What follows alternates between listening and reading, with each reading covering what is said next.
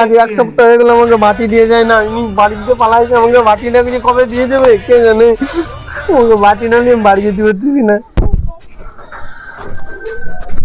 তুই আমাকে তুই এই জায়গা বসে কাঁদতেছিস কেন? কানবে না তাই কি করবে? তুমি বাটিটা নিয়ে চলে গেছো, কয়ে গেছো, আর ওর জন্য আমি বাড়ি ঢুকতে পারতেছি না।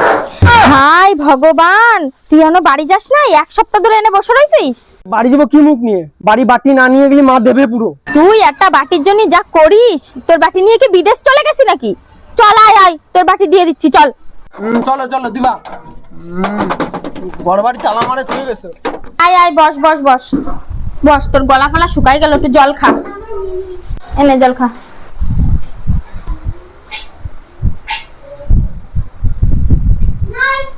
কিন্তু এটা তো আমাকে গিলাস।